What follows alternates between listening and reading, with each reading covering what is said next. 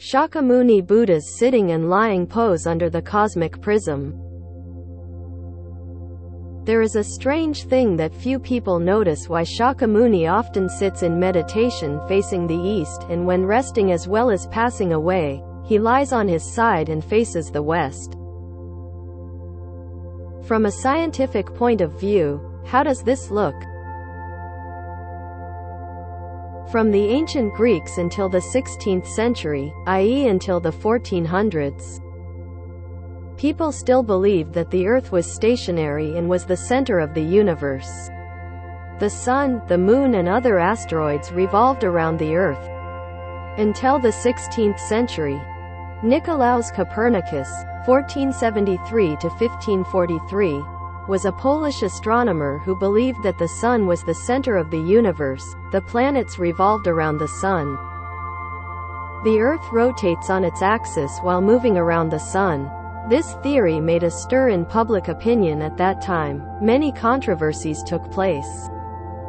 One of those who dared to stand up for and defend the doctrine of Copernicus was Galileo Galilei. In 1633 he was called before the Inquisition, convicted and ordered to be imprisoned.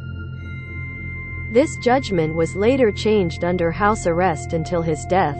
Legend has it that, after walking out of the court door, he angrily shouted, "Anyway, the Earth still rotates."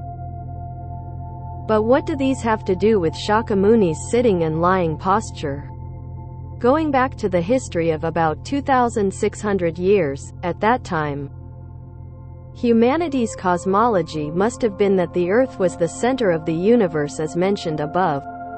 In the land of Kapilavatthu, in a small country, the population lives mainly on farming, breeding and trading at a simple level of merchants and traders. Shakyamuni was originally a talented prince with many extraordinary powers, the son of King Suhodana. Before he ascended the throne handed down to him by his father, he secretly abandoned the palace, in search of the truth that his heart urged. After becoming an enlightened one, a teacher of the heavens and the human realm, he shared the practice path with his disciples. And in the recorded scriptures, it is often said that when he practiced meditation, he often faced east. When lying down, he usually lies on his right side, facing west. And then, as mentioned, human knowledge did not properly understand the universe, and assumed that the Earth was the center of the universe.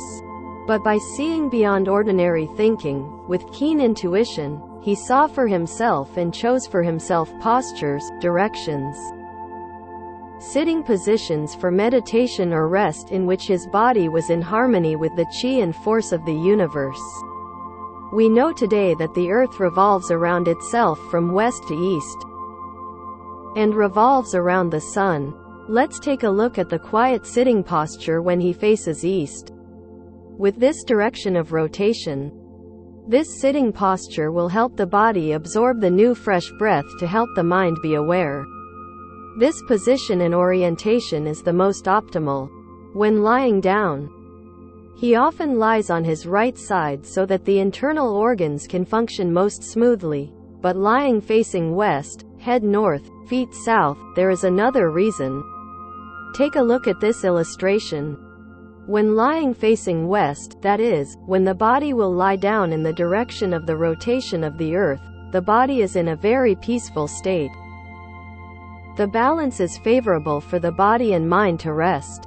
This posture, he also applies when giving up life, entering nirvana. Thus, with clear insight and keen intuition, he automatically chose a posture to meditate or lie in harmony with the chi and force of the universe, or the gravity and inertia of the Earth with the Sun. This is a proof that the wisdom of the enlightened one is beyond space and time. But thousands of years later, the science of the universe will have the right perception.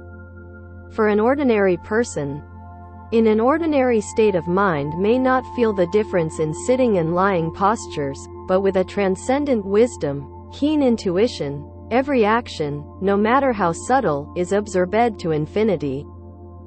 This is also an extraordinary thing about the nature of the human mind world in a very small physical body compared to the outer world. It has been suggested that Shakyamuni facing west is an allusion to the Western realm of bliss. Most likely this is just a later interpretation, or addition. The universe moves. The earth rotates and revolves around the sun. The realm of ecstasy in the West is a very narrow concept, limited to the space around the earth, and becomes ambiguous if observed in larger space. The above explanation of the harmony with the chi and force of the universe is quite realistic and consistent with scientific logic. A wise person who knows beyond space and time will avoid saying things that are vague and difficult to verify.